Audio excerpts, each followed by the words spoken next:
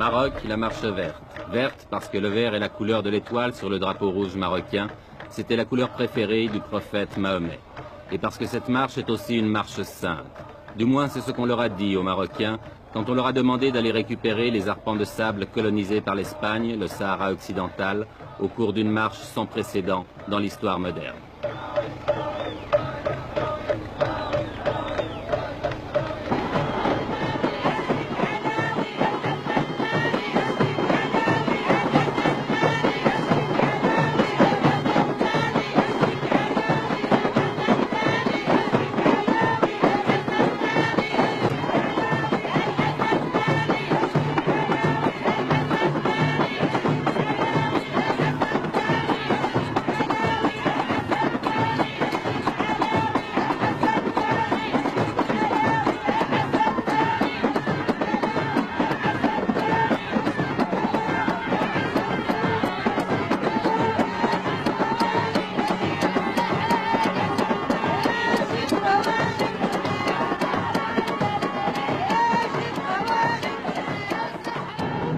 Un homme a eu l'idée de cette marche, à moins que quelqu'un la lui ait suggérée, une idée politiquement géniale, même si on peut la critiquer, et cet homme, le voici, il a 46 ans, c'est le roi du Maroc, Hassan II.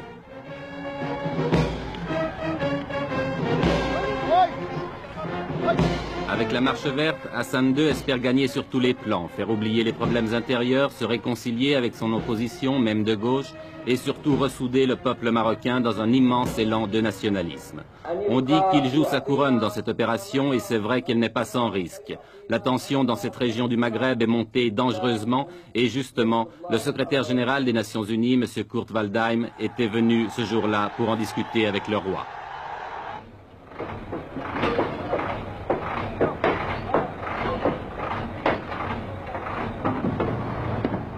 Mais au-delà des coulisses de la diplomatie, la marche verte a été lancée. L'armée et la police, l'administration civile contribuent à sa réalisation. C'est presque la totalité des moyens de transport du pays qui ont été mobilisés, trains, autocars et camions rassemblés à Marrakech, devenue la capitale du grand départ.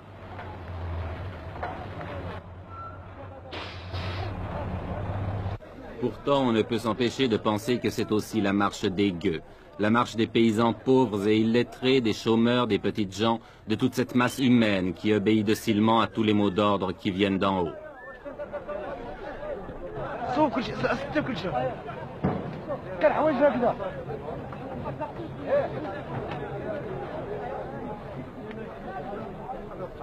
Le roi avait demandé 350 000 volontaires. Ils ont été presque le double à s'inscrire. Pour beaucoup, c'était l'occasion de faire pour la première fois de leur vie un grand voyage ou de voir la mer, bref, presque des vacances offertes et organisées par Sa Majesté.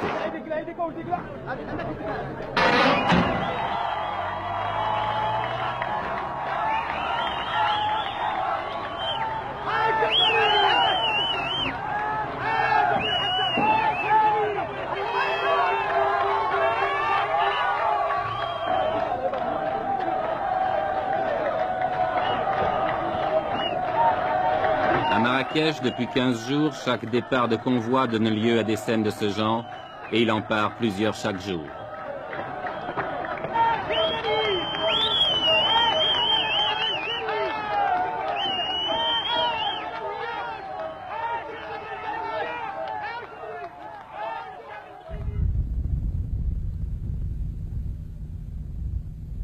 Ils sont partis de toutes les régions du pays, de toutes les provinces. Ceux qui venaient du nord ont parcouru plus de 2000 kilomètres, entassés par paquets de 50 sur chaque camion.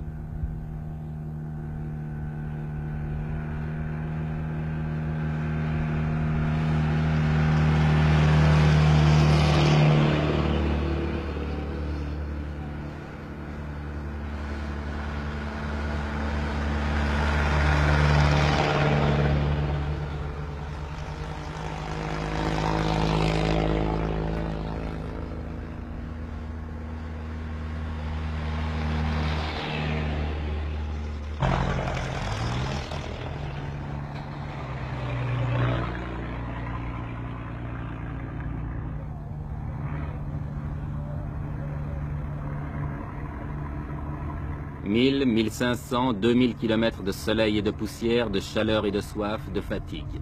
Mais tout a été prévu, sans doute depuis plusieurs mois, malgré le caractère spontané que le Maroc a voulu donner à cette manifestation.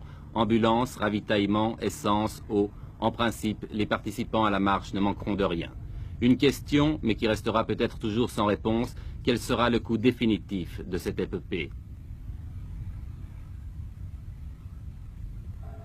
Avant le désert, un camp de transit a été installé à Agadir qui peut accueillir 30 000 personnes.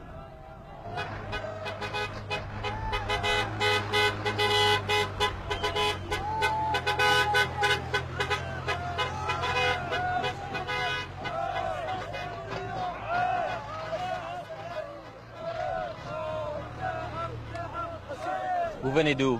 De la province de Taza. C'est à combien de kilomètres d'ici? D'ici à peu près dans les 700 km. 700 à 800. Il y a combien de personnes qui sont venues de cette province? 10 000 personnes. 10 000. 10 000 personnes. Et maintenant, vous allez partir où? On va y aller, Inch'Allah, au Sahara. Au Sahara? Au Sahara. Jusqu'à Terfaya? On dépasse, Inch'Allah, le Terfaya. Vous allez passer la frontière aussi? Après le discours de Sa Majesté, on va, Inch'Allah, jusqu'à la capitale, Laayoune. Vous allez traverser à Laayoune? Oui. Sahara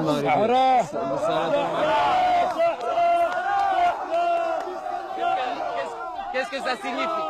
Qu'est-ce que ça signifie le Sahara pour vous? C'est notre terre et notre pays. Nous traversons non pas Laayoune seulement, mais toutes les villes et tous les villages occupés par les Espagnols. On veut notre terre, on veut toujours notre terre. On veut notre terre jusqu'à la mort. Notre terre, c'est toute notre vie. C'est notre terre, ça y est. Vive le roi Hassan II! Vive le roi Hassan II! Vive le roi Hassan II!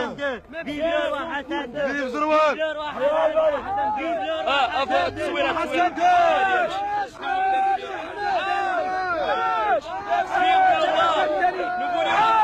عاش الملك! عاش الملك! عاش الملك! الجهاد الجهاد اصبر يا تخوي البلاد الجهاد الجهاد اصبر يا تخوي البلاد الجهاد الجهاد اصبر يا تخوي البلاد الجهاد الجهاد اصبر يا تخوي البلاد الجهاد الجهاد اصبر يا تخوي البلاد الجهاد الجهاد. Cela fait plus de 2 semaines maintenant que les premiers convois ont pris la route du sud. Plus de 2 semaines de délire qui confine au fanatisme. Plus de 2 semaines que le Maroc vit dans la fièvre. Tout cela pour quelques milliers de tonnes de phosphate, vous demanderez-vous? Non, pas seulement. Tout cela aussi, du moins aux yeux du peuple, au nom du roi et de Dieu, si Dieu le veut, Inch'Allah.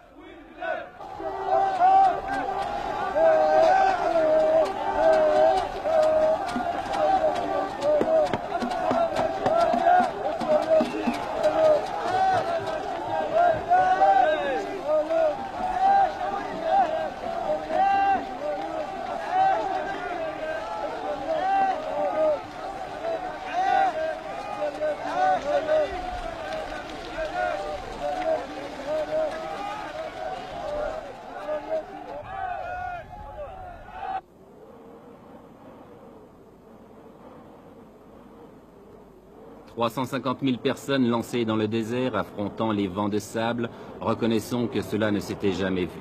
En deçà des considérations politiques qu'elle peut inspirer, la Marche verte offre le spectacle hallucinant d'une nation jetée dans l'aventure. Folie ou coup de bluff, impérialisme ou nationalisme, je l'ignore. Mais regardez ces images.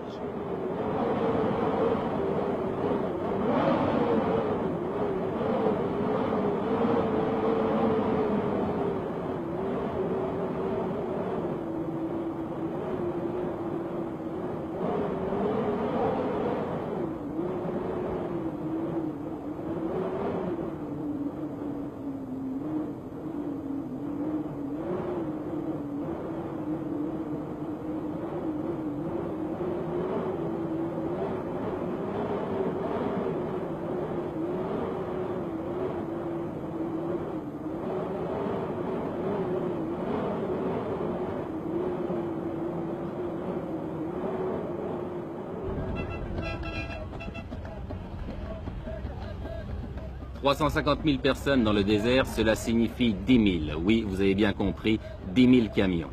En une journée, ce sont 5 convois comme celui-ci que nous avons rencontré sur la route. Par mesure de sécurité et pour éviter un trop grand désordre, tous les arrêts s'effectuent en dehors des localités.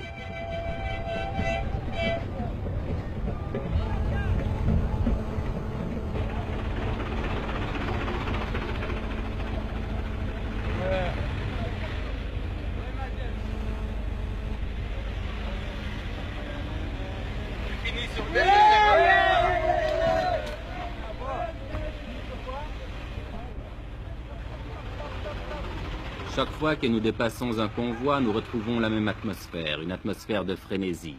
Et chaque fois aussi que nous interrogeons les gens, ils nous font les mêmes réponses. Écoutez.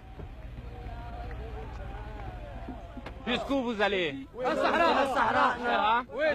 Pourquoi vous ne laissez pas le peuple sahraoui s'autodéterminer, choisir lui-même? Parce que le peuple sahraoui est sous la domination du roi. Comme vous dites, c'est... Sahara, c'est à nous. Non. Pour être juste, les Sahara nous ont sauvés. Et les Sahraouis, ce sont des Marocains pour vous? Oui, c'est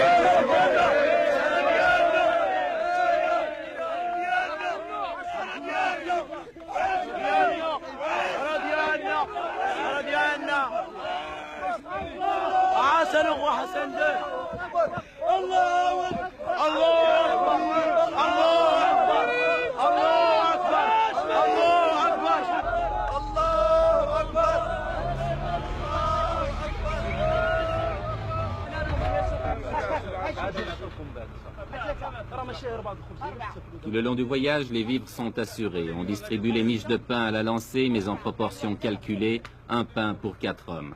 Le convoi se ravitaille donc, puis reprend la route.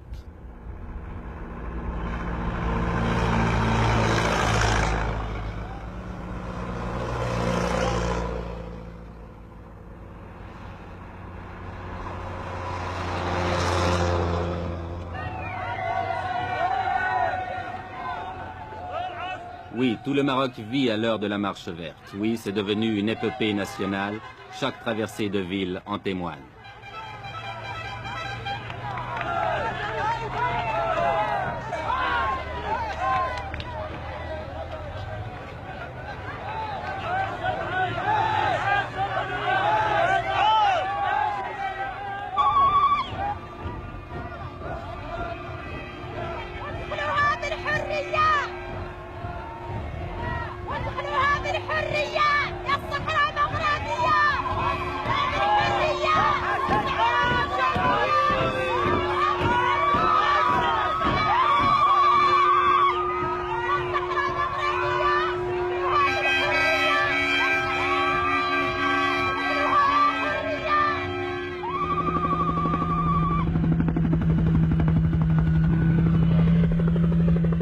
C'est l'arrivée à l'extrême sud du Maroc, à côté d'une petite bourgade perdue dans le désert, où avait atterri autrefois l'avion de Saint-Exupéry, Tarfaya.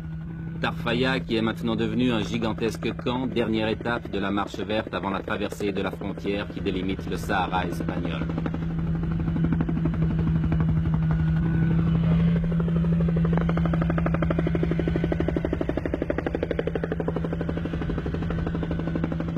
Dans ces alignements de tentes et de camions, on s'est installé province par province.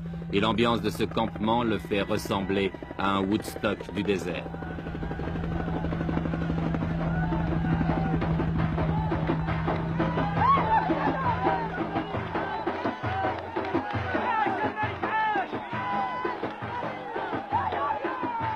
Car c'est tous les jours la fête, organisée ou pas.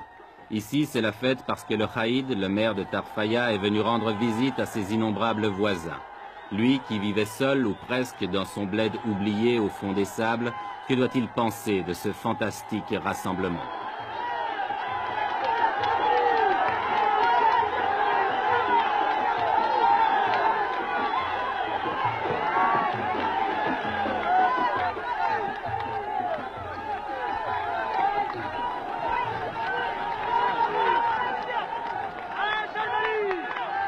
Avec une prodigieuse capacité d'adaptation, la foule s'est installée rapidement. On a nettoyé le sol des cailloux pour en faire des clôtures, on a dressé des tentes de fortune, et il ne reste plus qu'à tuer le temps en attendant l'ordre du roi pour se remettre en marche vers les terres spoliées.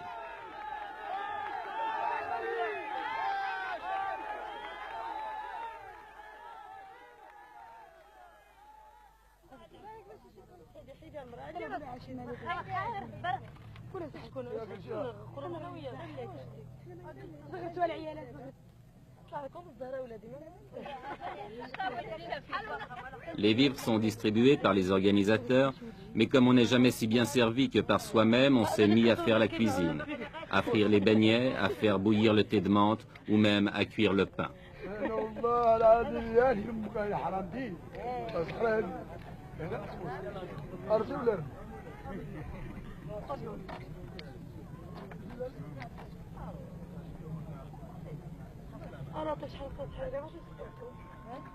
Ici et là, les 1001 petites occupations de la vie quotidienne.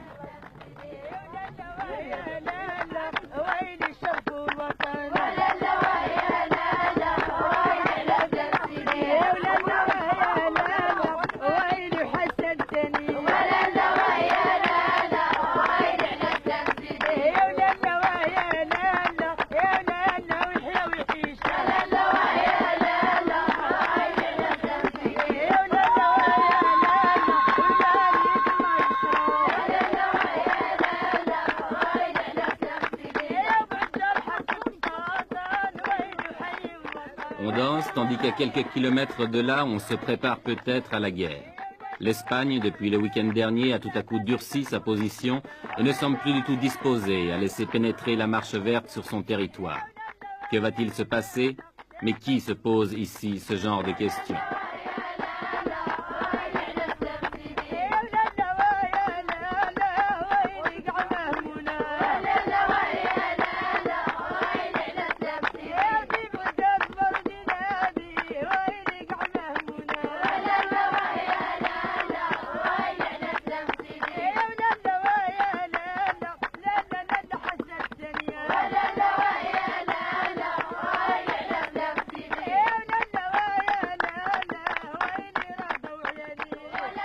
La marche verte n'a pas encore franchi la frontière, mais on ne voit pas comment elle pourrait maintenant s'arrêter, car ce qui est sûr, c'est qu'elle a dépassé le point de non-retour.